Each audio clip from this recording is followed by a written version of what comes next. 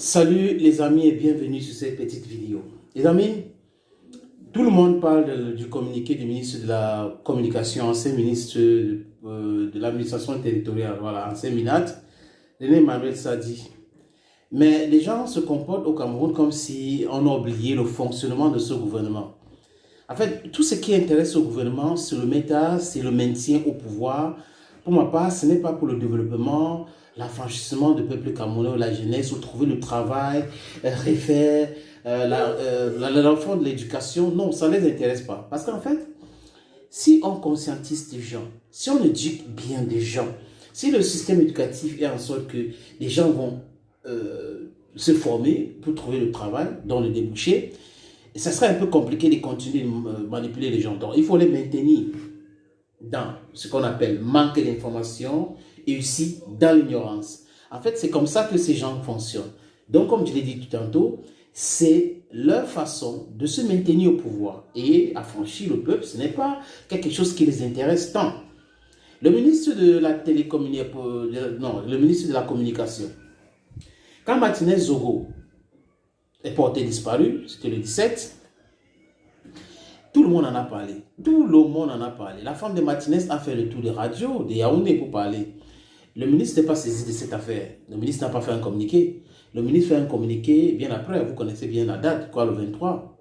Et depuis cette date-là, il y a un autre communiqué qui vient. Cette fois-ci, en menaçant les journalistes et ceux qui font le travail.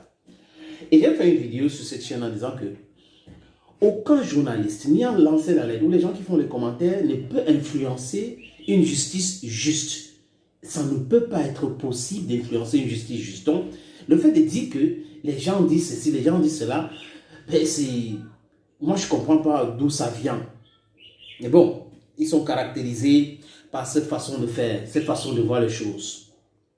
Voilà, s'éterniser au pouvoir, faire le sissia aux gens, effrayer les gens, dites aux gens ne parlez pas, si vous parlez, vous allez voir ce que nous allons vous faire. Et en même temps, nous sommes un pays démocratique, un double langage. That is the paradox of this country. People cannot speak the truth quietly and clearly. They want people to listen to them, but they don't want to listen to others. That's exactly how it functions in this country.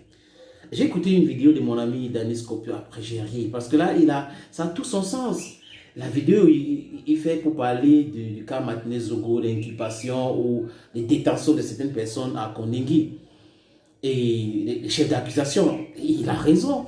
Maintenant, s'il pose cette question, est-ce qu'il a posé la question pour empêcher la justice de bien se dérouler ou la justice de faire son travail? Je me pose beaucoup de questions. Maintenant, les amis, regardez un peu cette histoire. En 2016, il y a eu une crise. Les avocats se sont plaints. Après, on les a tapés. Les enseignants se sont plaints. Après, on les a malmenés. Et ça a créé la crise anglophone. Et là, ils se sont rendus compte que ce n'était pas seulement les avocats ni les enseignants, mais c'est le peuple anglophone qui ne se sentait pas en toute sécurité, qui ne se sentait pas bien dans cette union, dans la réunification. Au lieu de régler le problème, on dit à 100,99 on peut régler, mais le problème de la fédération ou du fédéralisme, on ne peut pas régler. Il ne faut pas en parler. Et on a vu tout un ministre de la Communication qui a fait le tour des médias au Cameroun. On a utilisé Peter Issoka du Conseil national de la communication pour bâillonner la presse. Et le ministre de la Communication, Issa Chiroma Bakari, à l'époque, disait quoi? Ne parlez pas du fédéralisme. Vous n'avez pas le droit de parler du fédéralisme. Alors qu'il n'y a aucune loi qui interdisait quelqu'un, ou même qui interdit quelqu'un de parler du fédéralisme. Aucune loi. Mais un ministre a fait le tour des médias, a fait les communiqués, a fait le sissia, parce qu'il ne fallait pas avoir un autre son de cloche. C'est comme si les gens avaient leur agenda caché et ils voulaient que la situation pourrisse. On a vu que là, au départ, les gens qui parlaient plus du fédéralisme se sont transformés en sécessionnistes. Et là, tout est gâté. Mais est-ce que ce ministre peut nous expliquer d'où venait cette décision-là de demander aux gens ou de mettre la pression sur les journalistes de ne pas parler du fédéralisme? Vous voyez comment? Il n'est plus ministre de la Communication. Et on a un autre ministre de la Communication, on va pas aller dans les années 90, où il y a un ministre de la Communication qui avait dit zéro mort. Zéro mort. C'est-à-dire que la grève estudiantine, les manifestations, il y a eu quand même des choses que les gens ont vues à Yaoundé à l'époque, mais un ministre est venu dire calmement, il y a eu zéro mort. Malheureusement, à cette époque, il n'y avait pas les réseaux sociaux pour envoyer des images et autres. Sinon, si c'est aujourd'hui, c'est que les gens devaient publier tant de photos. Donc aujourd'hui, ça a un peu changé. Et notre ministre de la Communication qui vient dire, non, laissez ceci, ne parlez pas, faites attention, sinon, et tout ça. À quel point les commentaires dérangent la justice. Maintenant, je pense que des parallèles pouvaient comprendre que c'est comme ça que le système fonctionne.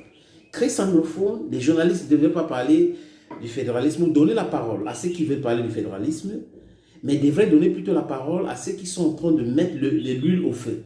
Et on a vu ce que ça a donné aujourd'hui.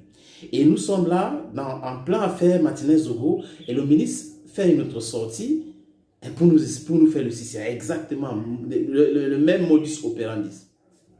Encore les amis, quand tu ne communiques pas, ou quand vous ne communiquez pas, vous laissez droit à quoi? À toutes sortes de rumeurs. Donc, le commissaire du gouvernement ne communique pas, le ministre de la Communication ne communique pas sur une affaire qui est grave, un crime crapuleux, les journalistes sont en danger, tout le monde est concerné, ça a ému la communauté internationale et nationale, et on demande aux gens de ne pas parler. On demande aux gens de rester tranquilles. On demande même à certains journalistes qui font du stand-up de la boucler. On demande à tout le monde de la boucler. Mais on parle quand même d'un crime crapuleux. On parle de quelque chose qui est choquant. On parle de choses qui sont arrivées au Cameroun, Ouazizi, Ngota. On peut citer beaucoup de cas où il n'y a pas eu de solution, il n'y a pas eu la justice. On parle de ça. Et les gens pensent qu'on va rester toujours dans ces mêmes paradigmes de peur, de sissia, je manque même les mots. Il faut changer. Parce que sinon, les choses vont vous emporter, comme ça emporte tous les autres. C'est un peu cela, les amis. On doit faire très attention. La même façon de communiquer, ça veut dire la même politique. Ce sont les mêmes gens qui n'ont pas l'intérêt du peuple à cœur. Thank you for watching, ladies and gentlemen. If you have time, please subscribe on the channel. Otherwise, God bless you. Happy people. Bye-bye for now.